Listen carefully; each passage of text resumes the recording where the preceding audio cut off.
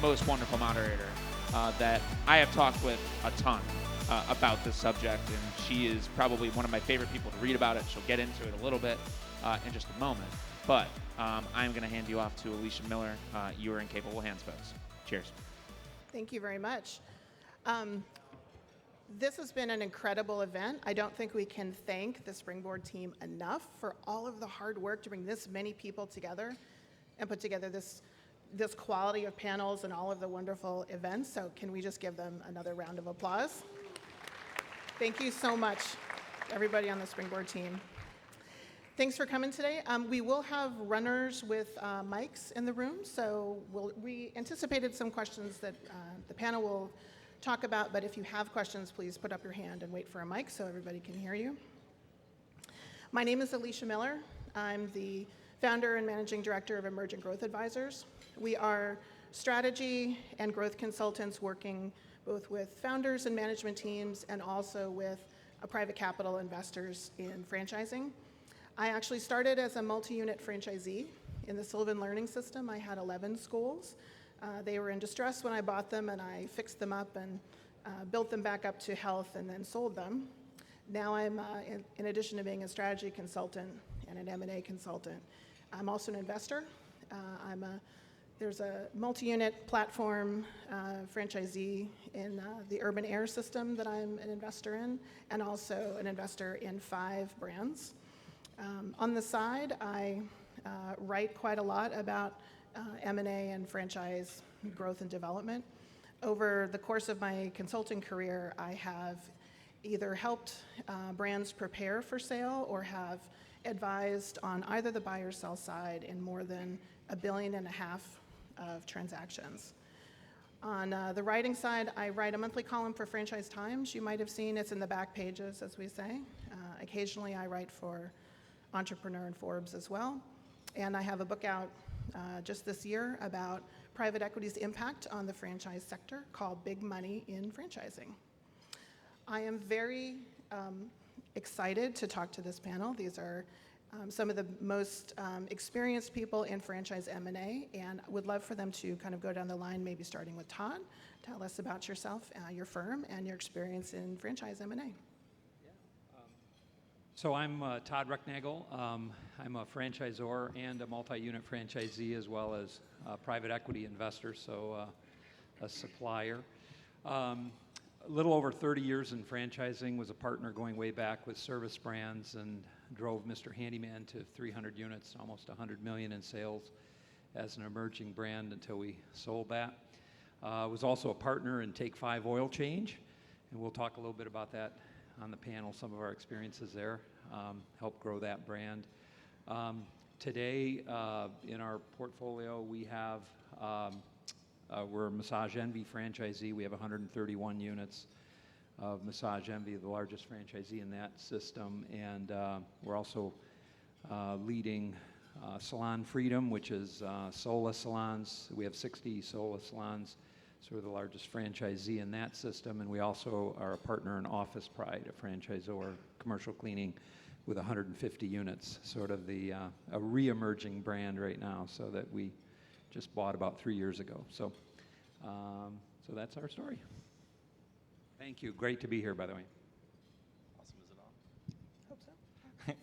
Hi, I'm Kelly Roddy. I'm the CEO of WowWorks. We have a platform company of better for you brands. We own the brand SaladWorks, Fruitable, The Simple Greek, Garbanzo Mediterranean Fresh, Barbaritos, and former Zoop, now known as Z Eats. And we acquire brands and put them into a shared service platform. And we believe we have one of the strongest shared service platforms, which has required a tremendous amount of discipline, probably in the business today. So that's who we are. Hi, everyone. I'm Jack Nagel. I'm a vice president with Princeton Equity Group. We are a private equity fund. We own 11 franchisors and some franchise service providers as well. In terms of my involvement in those companies, I lead our efforts for D1 training, Stretch Zone, and IFPG. Really excited to speak with you all today. Good afternoon. Pat Gallagher with Boxwood Partners. I'd like to thank the team at Springboard for putting on a great conference yet again. This been coming to this for several years, and every year it gets better and better. So just a terrific job by Zach and Ryan and Brad and Lane and everybody involved. So Boxwood Partners is a leading investment bank in franchising. We tend to represent a lot of franchisors and large franchisee groups. So we've worked with Jack on Stretch Zone. We were the advisor on that deal, and I think we've done over 50 franchisors now over the last 5-6 years. So we see a lot of what private equity likes and dislikes in franchisors, and we love the space. So. Thanks for that. Pat, since you've got the mic, let's start with sort of a state of franchise M&A. Can you give us a perspective on what you're seeing this year, including valuations and what you're hearing from both buyers and sellers, and then maybe we can work down the line and get some different perspectives. Great. Thanks, Alicia. We're lucky we're an investment bank in franchising because a lot of other investment banks are pretty slow this year, and we've had a record year. We've already closed 15 transactions. Our pipeline's pretty big at the moment. We have a lot of deals coming to market. The private equity community tends to love franchising from the fact of the high free cash flow conversion and ability to pay down debt quickly.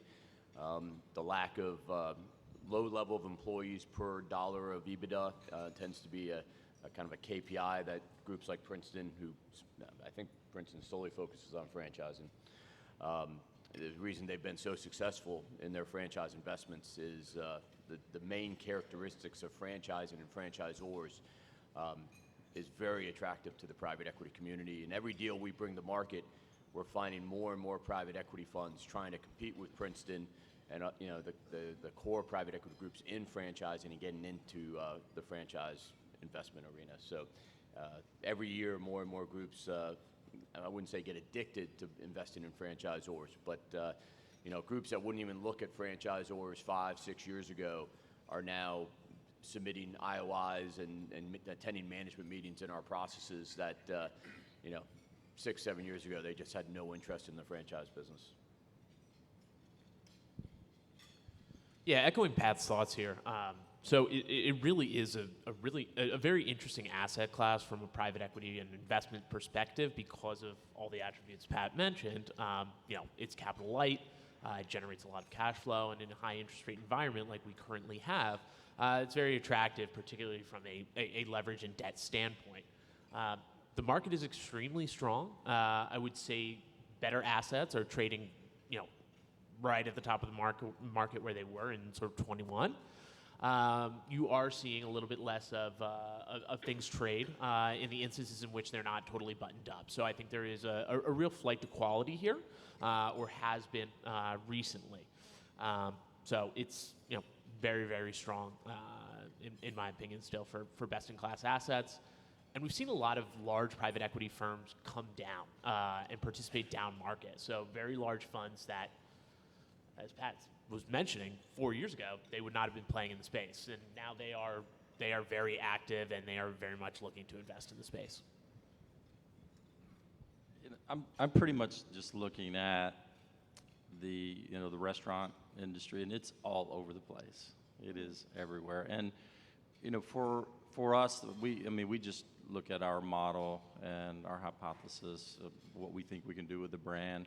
We typically can we'll look at brands that are smaller, and other groups may not be interested because they're small, but because of our platform, we may be really attracted to a brand, especially if it's a similar brand to one we have. So we may be willing to pay a much higher multiple than what they would be able to get in the open market because of the shared service model and our ability, the arbitrage on the deal. It may be a much lower multiple for us, but it would be a much higher multiple for the brand. So. Yeah, and I would agree. I think it has been a terrific seller's market from 2015, 2016, roughly till now.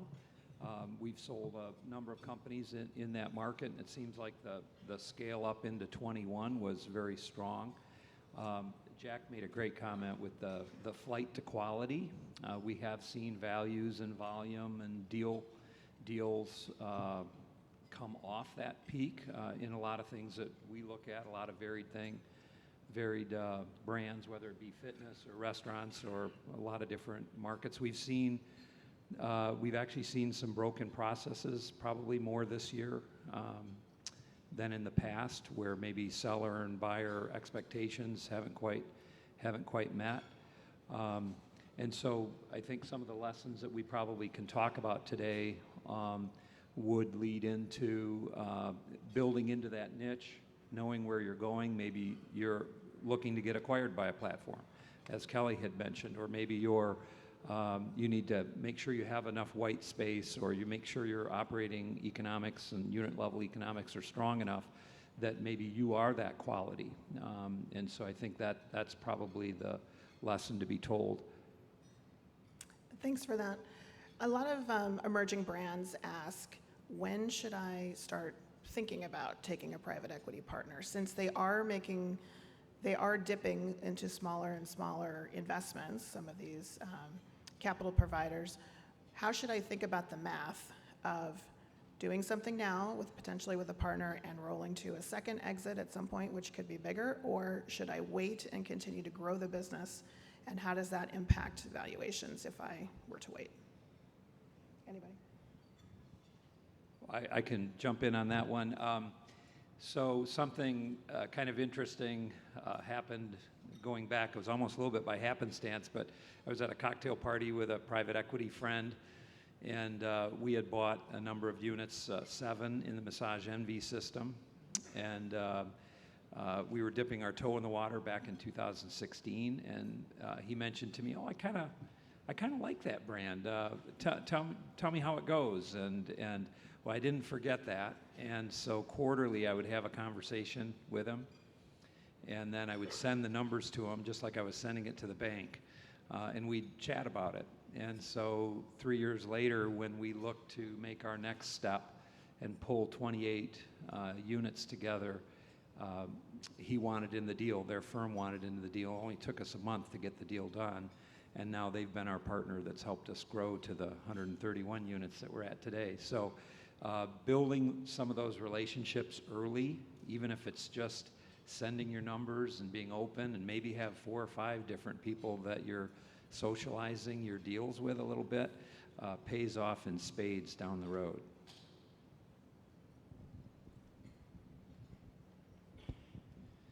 Just to follow up on that, one of the things we do at Boxwood is we work with a lot of emerging franchisors for a year or two before we actually engage with them. So we build our model, we start looking at their royalty ramp, their rebate programs, their franchise development, and really try to be a kind of an outside advisor board, kind of a sounding board for an emerging franchisor. So when they are ready, we actually know the business very well. We've helped them. A lot of franchisors forget about rebate programs. They don't make the right decisions on FranDev. Everyone races to get the 30 franchisees in the door, to start with, and they're typically not the best franchisees. So you really got to make sure your first 30 to 50 franchisees are going to validate well. They're going to produce the unit level economics you need to build value in your franchisor. So the earlier you can get someone like a Boxwood or a private equity friend to start kind of being there to review what you're doing, who's been there before, the much more value you're going to create building your franchisor. So everyone makes simple mistakes when they start building their franchisors that could be modified or done differently. So it's very helpful for us as a firm to help out franchisors at a much earlier stage than you would think. Let's segue off of that a little bit. Maybe for the buyers on the panel, what are some fatal mistakes you see brands making now that will hurt valuation and the ability to get a deal done at all later? Just to counter on my last statement, bad franchisees. I mean, it can't overstate enough how important it is to be selective and get there was an item 19 session earlier, but you need to make sure that you're bringing into your brand the right franchisees early on that are going to produce the unit level economics that you need to really expand in year 3, 4, 5 as you grow. So we see, when we do cohort analysis on, say, a system has 100 franchisees or 200 franchisees, almost all the time, the first year or second year cohort are the underperformers in the system.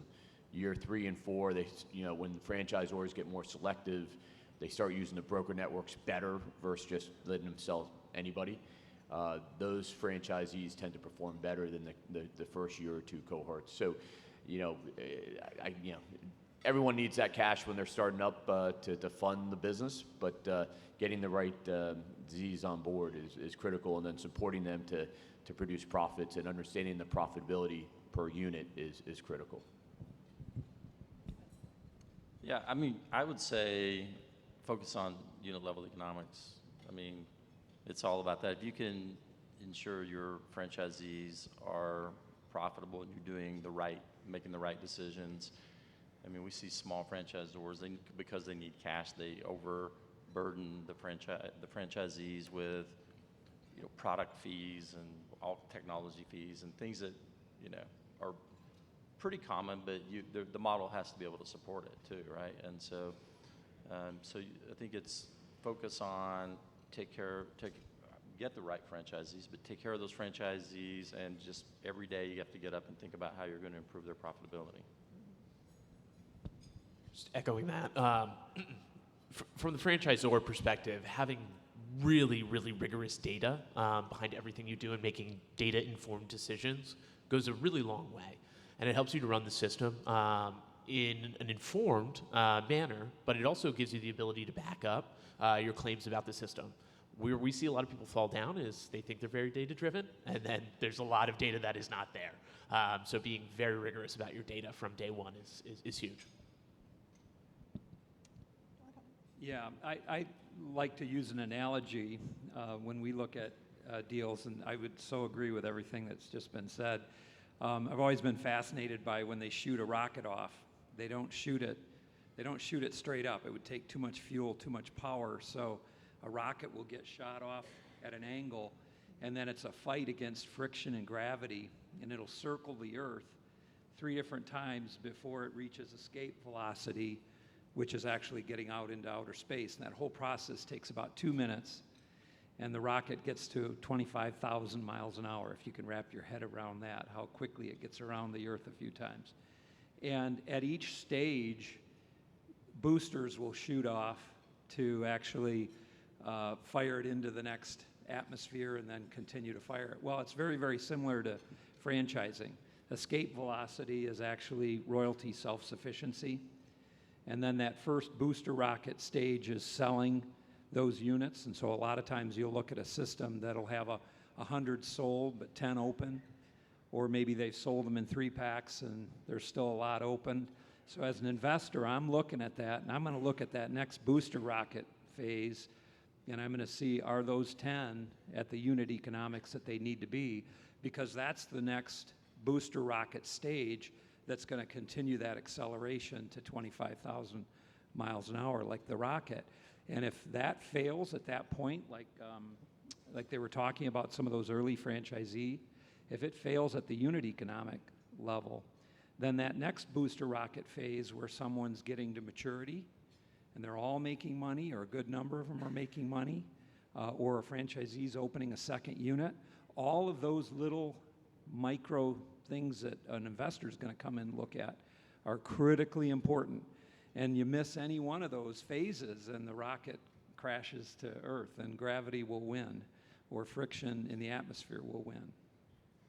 I love that analogy. I'm going to have to remember that one. Alicia, Go ahead. one thing to add to that. One point to add is it's amazing how many franchisors don't get their franchisee P&Ls. And Yes. I don't know how you can coach a franchisee on unit level economics. And I hear, is the mic on? Yeah. Okay.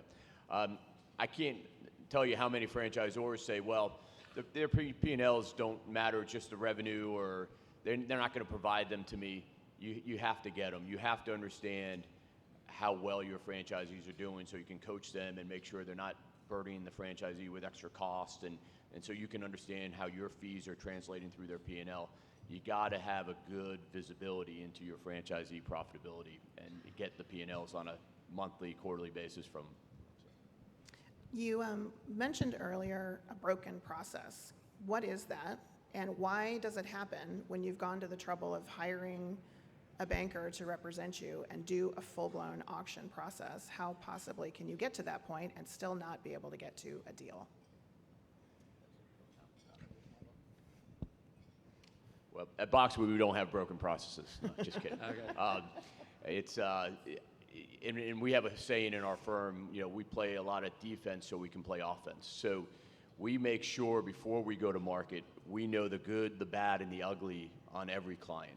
We want to make sure when we go to market, we're telling Princeton, we're telling the other private equity groups, this is what this brand is really bad at. We want to get that on the table before bids are submitted. We want to make sure they understand what they're going to find when they start digging in through big due diligence and their quality of earnings study. We want to know that before the bidders know that. So that prevents broken processes when you get all the bad on the table and then you can focus on all the good. And then we get the private equity firms and the investors falling in love with the management team, falling in love with the brand, and then it's kind of like an art auction from there.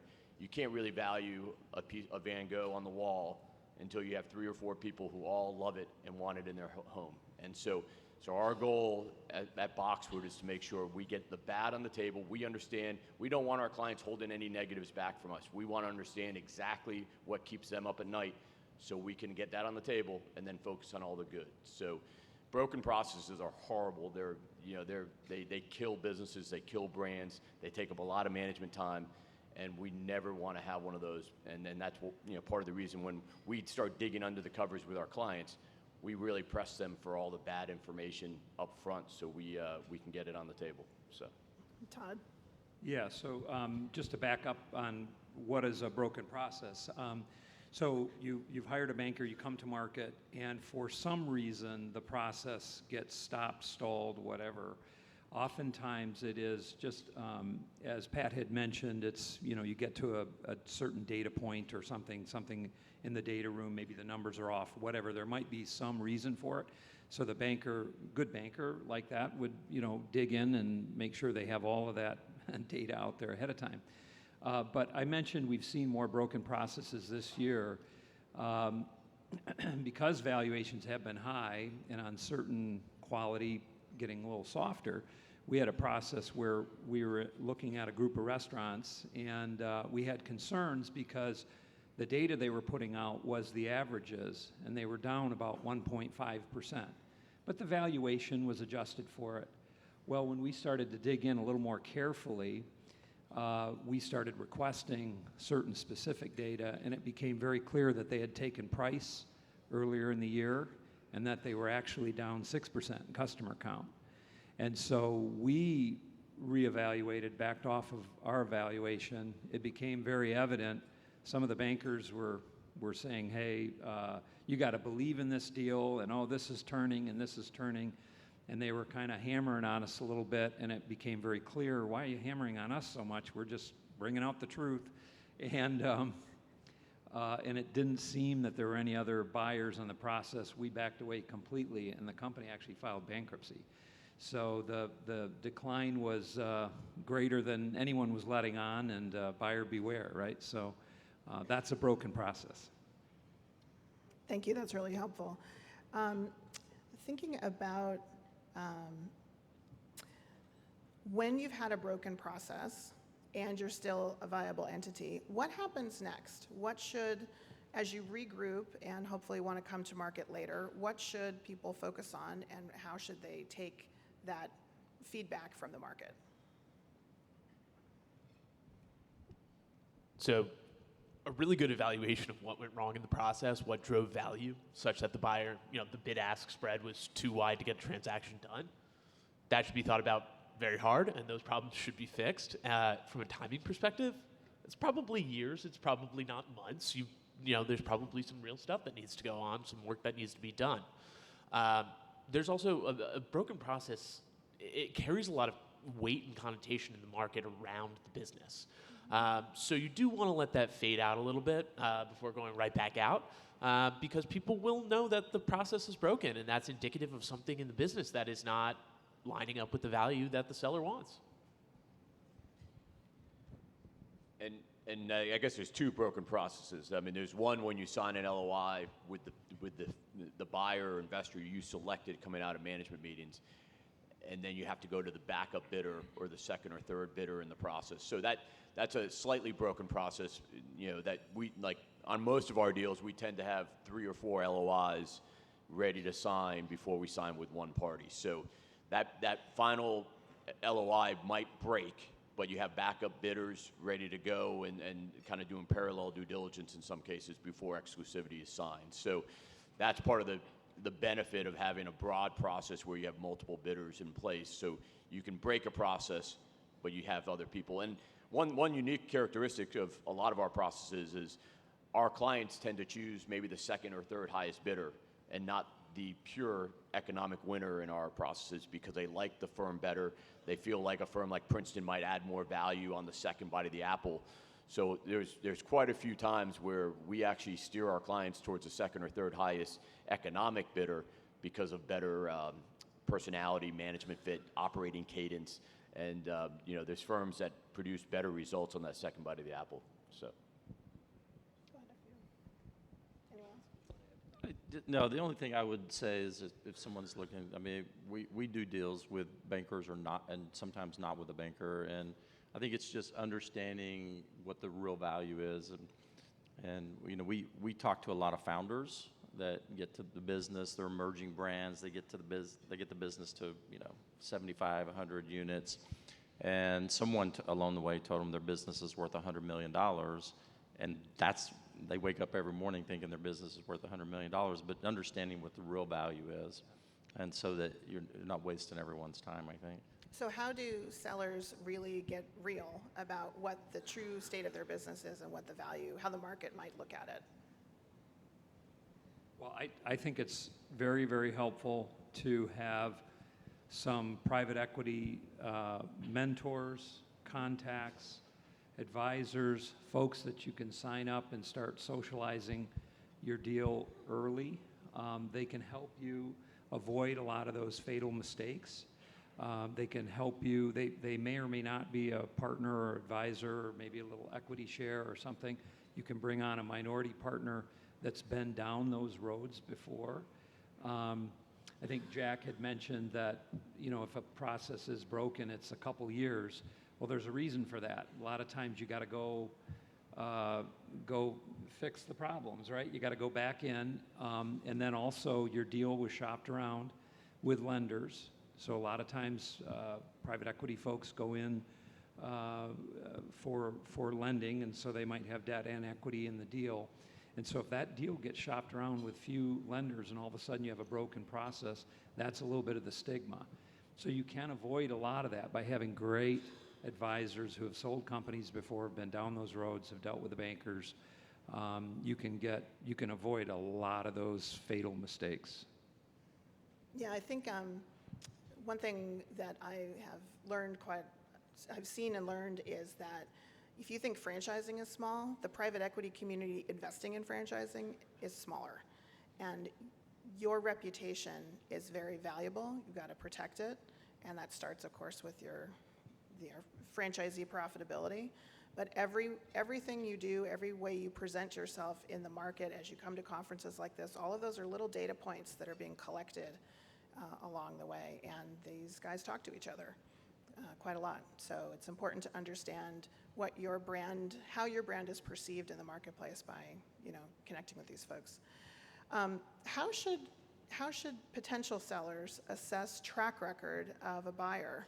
And especially if they're going to roll some portion of their equity forward, how should they assess, you know, which is a good team for them to be working with? Let me just start with almost every one of our clients rolls forward when they do a deal. So, and many have made more money on the second bite of the apple than they made on the first bite of the apple. So, and I think Neighborly has sold 4 times now, 5 times. Riverside bought them twice. 3 times. You know, TZP, now Harvest and KKR, and they've made 3 to 4 times. Each private equity firm that's bought Neighborly has made 3 to 4 times their money. So, you know, that's part of the track record in franchising and home services that has got so many private equity groups excited. But, you know, we counsel our clients a lot, and going back to that last statement I made about sometimes the second or third highest bidder might be the best partner. And part of that math that goes into that equation is the track record of that private equity firm on producing that second bite of the apple. I mean, Riverside has done a tremendous job. Princeton's done a tremendous job. There are specific private equity groups in franchise investing that have outperformed the rest. And our clients have to take that into account when they're choosing who to roll 10, 20, $30 million forward with. Apex has done an amazing job with Authority Brands. You know, those are great investors to come in and help you build your franchisor and make more money 3 to 4 years later.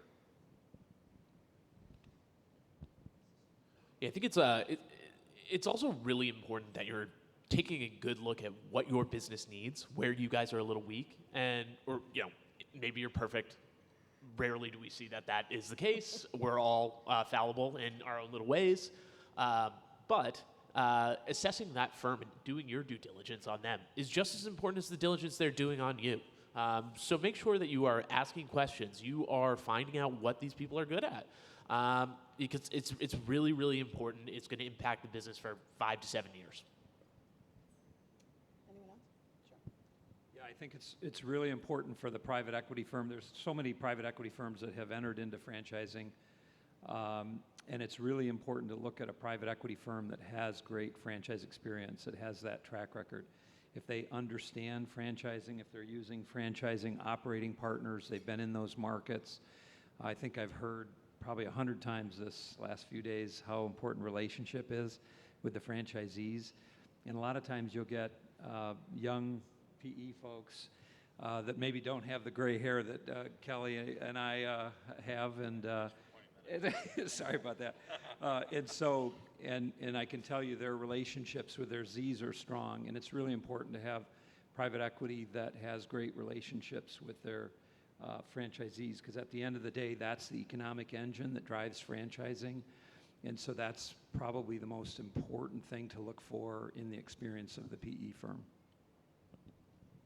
And one thing is, you know, as Jack said, when you get into a process with private equity, it's just as much about you interviewing them and finding the right partner that you want to, you know, basically be with for the next 3 to 5 years as them putting the highest bid on the table. So you really want to make sure you're working with a private equity firm that gets it and that you're willing to spend a lot of time with in the future. So Again, let's not forget, if you're selling majority control in your business, you are selling majority control in your business. And for a lot of founders, that is a hard pivot to make.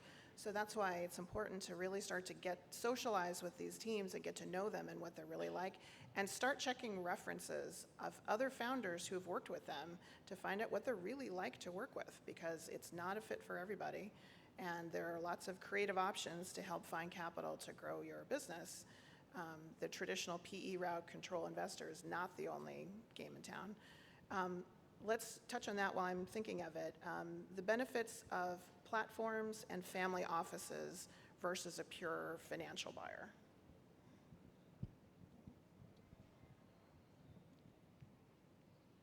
the main difference between a family office and a private equity fund investor is the private equity firm like Princeton is going to want to sell you in 3 to 5 years and return the capital to their LPs. A family office might invest in you like a JM family, but they're never going to sell your business. So that is truly, you're exiting the economics and you're still working for them, where the private equity firm is more of a partner who's trying to build value.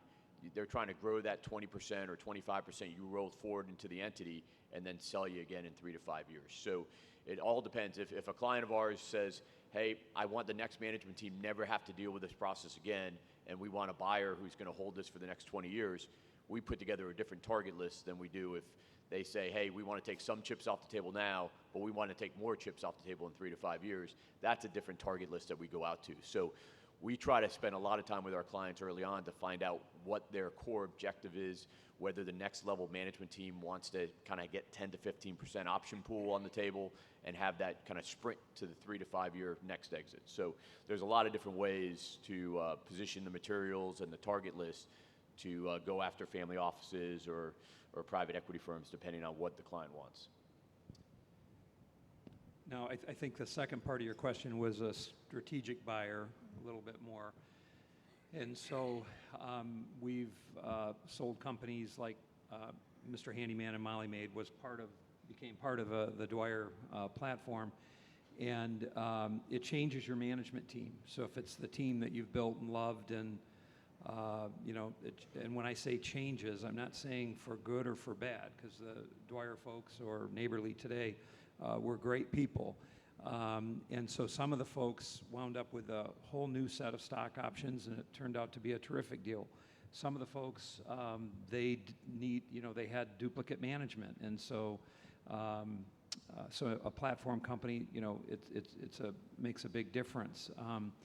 We were partners in launching Take 5 Oil Change. We had about 10 units at the time, grew that to about 90 units, and then sold that in a wonderful sale back in 2016. It was something like 16, 17 times our earnings at the time. It was probably one of the highest deals of 2016 from a multiple standpoint. Sold it to Rourke Capital, and they kept a lot of that management in place, and there was so much runway across the rest of the country that they went from 90 to 850 today. Became a huge brand. I don't know that our team at the time would have had the horsepower, frankly, to take it to 850. Rourke did, Driven Brands did. They were already in the automotive space. Made perfect sense for their buy and long-term hold. We've talked a lot here at the conference about franchise sales and doing franchise sales well, but we've also talked about the burgeoning sold not open bubble and how to get those units open. How do buyers think about large sold not open funnel if there are a small number of units actually open and operating at maturity? Well, we had the pleasure of doing the fast lane deal with Southfield Capital, and they created a lot of these sold not open pipelines out there. And we also did Monster Tree with Josh Skolnick, who had a large pipeline of SNOs. As long as, when you look at creating value, as long as we have enough data on the current ramp curve of franchisees and their kind of follow through on opening schedules, we can get a lot of value and pro forma, driven over the next 24 months based on those sold but not yet open. If you don't have the data and you haven't opened enough of those to open their first location, never mind their second or third, they really drive no value in a process in M&A. So you got to get those open, and you got to make sure they're following their schedules. Because if they don't, and they don't ramp the way your item 19 says they should ramp, you might as well not go to market. So there's a ton of brands out there with big pipelines of SNOs that they don't have the data yet to prove that they've actually produced any value from an M&A perspective. I think that was just its track record, and you look at the quality of the pipeline, right? And so. Are the franchisees in the pipeline financially able to get did they just have enough money to do the deal? They don't have the money to get either the restaurant open or the business open, but track record is everything. But just having operating a dozen restaurants, and then you start franchising, you sell a lot of restaurants, it doesn't mean they're going to open. So. And I think one of the things we're seeing is SBA's kind of slowed down, harder to get money at the Z level for new openings, and that's created a kind of a log jam in the pipeline of sold but not yet open at the moment. So that's probably one of the trends in franchising at the moment that's a little concerning from our perspective, is those numbers are kind of the opening schedules are falling way behind on a lot of brands in the business right now.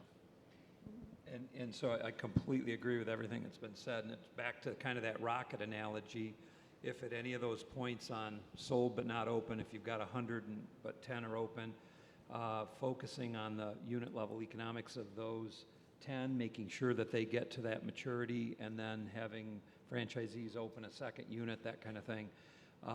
If that is flagging for your system, finding some strategic partners that can help you with that, and bolstering your operations or your technology or doing whatever it takes to invest is going to pay dividends ultimately for a sale. It's going to bring a lot of value to fix those things first. Just building on what Kelly said a minute ago, if you've got 100 units snow, but it's 10 people and they're undercapitalized, it's probably not going to open. And taking it to Pat's point, that doesn't drive value, right?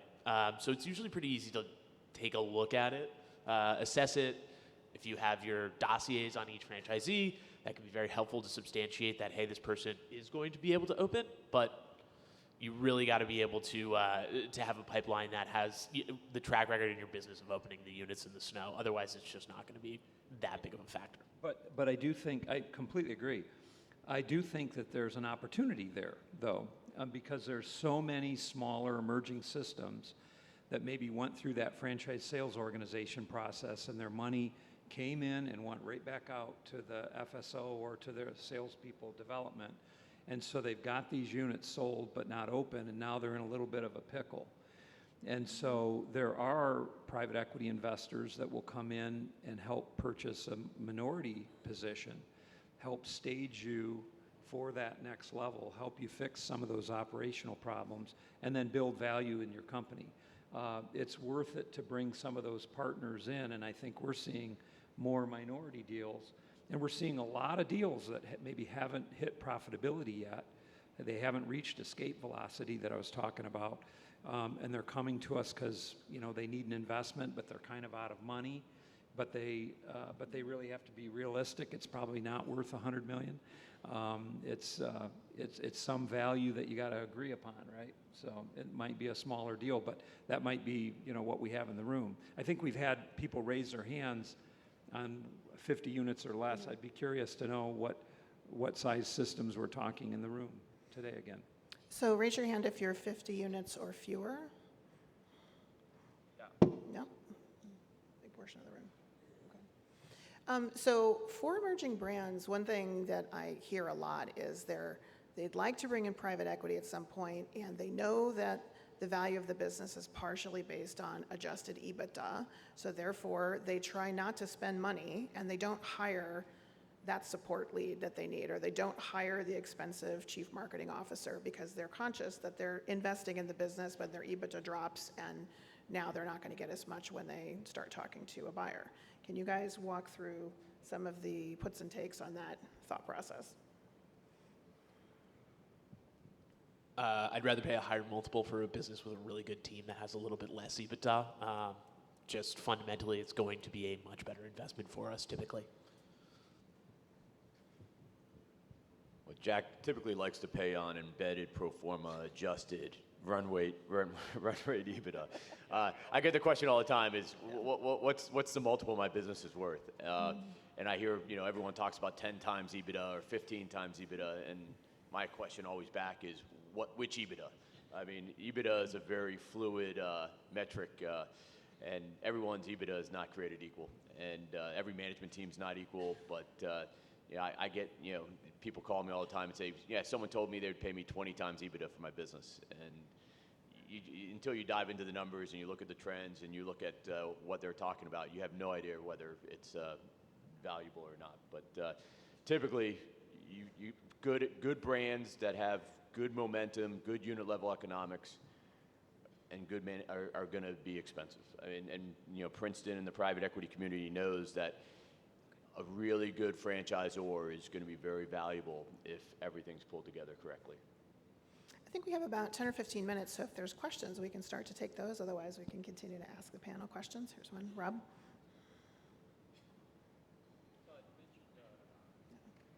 An equity, a minority position for a cash injection to help people with investment. What does the structure of that kind of deal look like? A lot of times if you're making minority investment, they're still going to want certain levels of control. So we're going to want to agree on a plan, what that plan looks like. There's probably about 22 different things that you can or can't do. Things like give yourself a big raise, draw money out of the company, sign any big lease greater than some amount, sign any financial document greater than some amount. So a lot of structural minority protections that would be, that would be in a deal. It's going to want to be, a like-minded buyer that can see all of the warts and everything, that buys into the business plan and says, hey, we can get you from here to here. We know what you need. We've been down that road before. And so they're building, they're putting in some value and getting a nice chunk. Might be minority, but ultimately at the end of the day, they're building your value. They're building your majority interest value. Pardon me?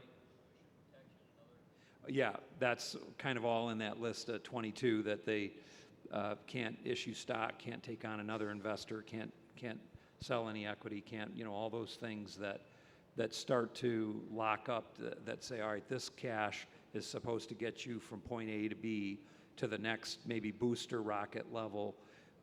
We're buying into that vision together, and we're going to have a standstill on everything else. Kind of like Shark Tank, I guess, a little bit like that.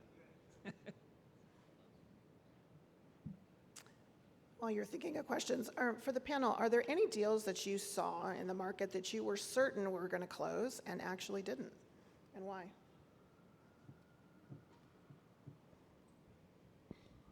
Say that again. Are there any deals that you saw in the market that you were pretty sure were going to close, but they didn't, and why?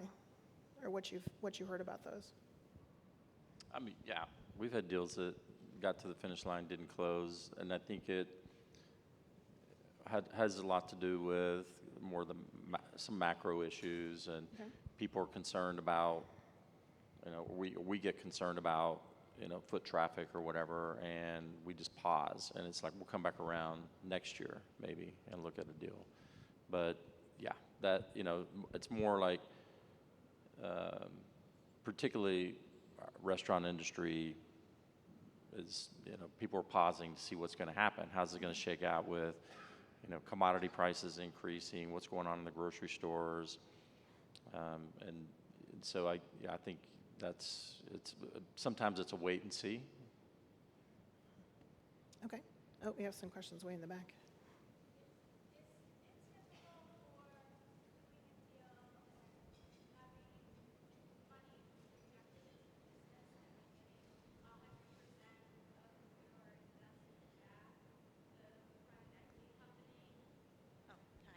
Is it typical for you to make a deal and have the private equity company get 100% of their investment back before any other distributions are taken? That's a great question. So you must be looking at a deal sheet right now. No, I'm just kidding. It's something to be careful of.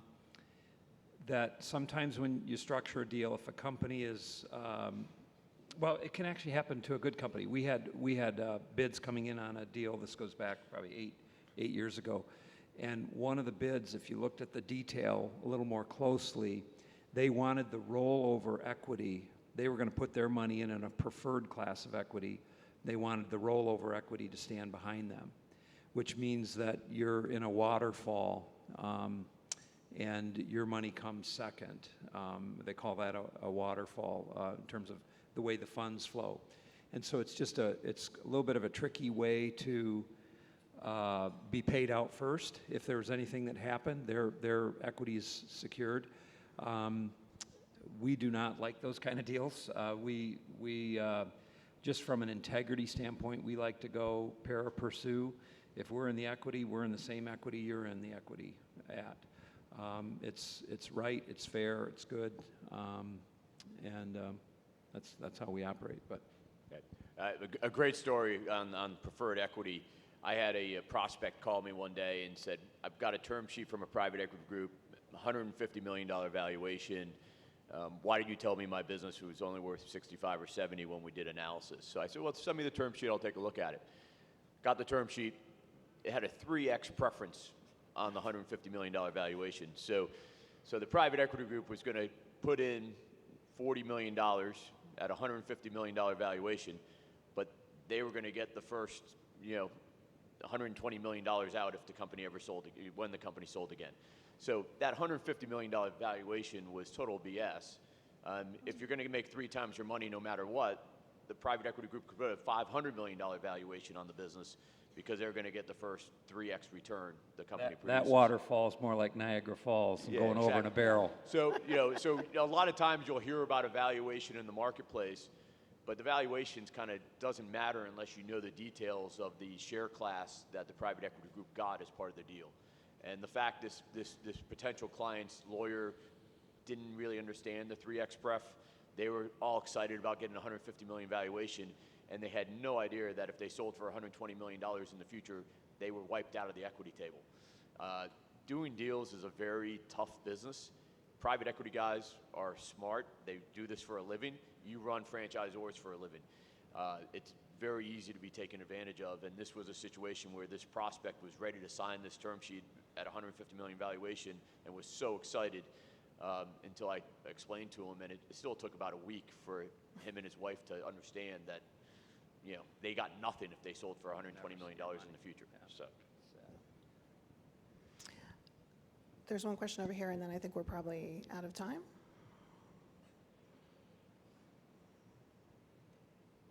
Yeah, I was just wondering, for comparing like corporate-owned companies versus franchisors, like let's say you had a corporate that had 100 stores, how would that compare in valuation to a franchisor that had 100 franchisees?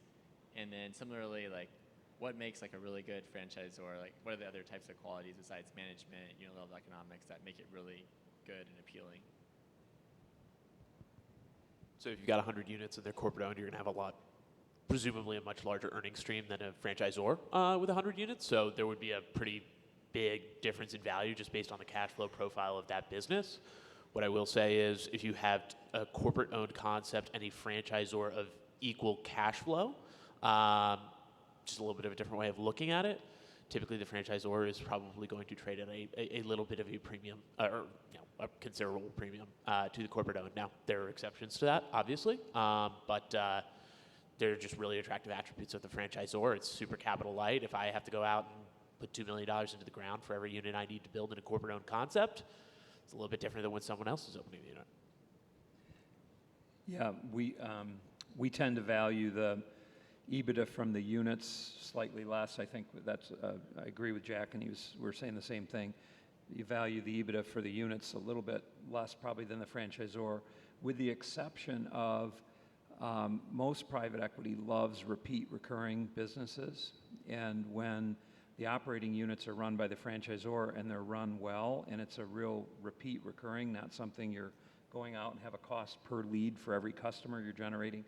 It just seems to be pretty steady cash flow. Then the units start to look like the franchisor, and if it is capital light, and they've really created a pretty unique model, that's pretty exceptional model. Fitness has seen some tough days since COVID, and so fitness, the world is changing a little bit, and there's some fitness concepts out there that private equity valuations they paid a lot for a few years ago, and now they're in a little bit more trouble because the repeat recurring is not quite as strong. But then again, the flight to quality, you've got concepts like Planet Fitness that are still strong as ever, and they've just got great repeat recurring revenue, and those units are pretty strong. So it depends. There's a lot of factors that kind of weigh in that we look at. How about for the panel predictions coming into 2025? I knew I was going to ask that. Does anybody have a crystal ball in the audience? I will predict I will be wrong with my prediction.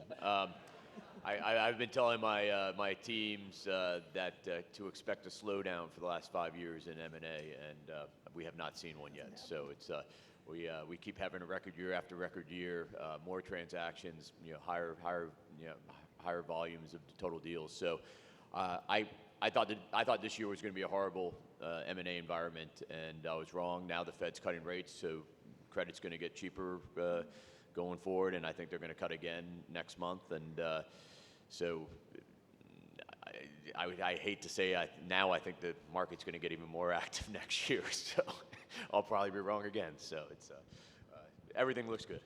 Yeah, I would say interest rates help. Yeah, and Yeah. it probably depends on what happens during the election as well. Yeah, and I would agree. I think that the interest rates and the rise of the rates had a chilling effect on the first half, and then the wonky election environment has been unusual. I think it is loosening up now. I think people have eternal optimism, so there's probably hopeful signs for 25. I do think that for the doers that are hunkering down and looking at their metrics and just sticking to the knitting, those folks are going to do well in 25 because just continue to improve what you have, you'll be fine. That's kind of always a little bit of my belief and my outlook. Don't know what the sale environment will bring. All right, let's thank our panel.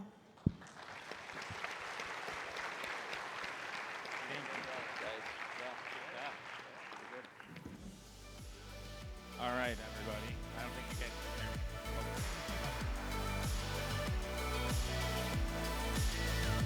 Hello, everybody. Thank you all so much. Awesome panel. Give a round of applause for them again. Really, really great. So our next session in here is going to be starting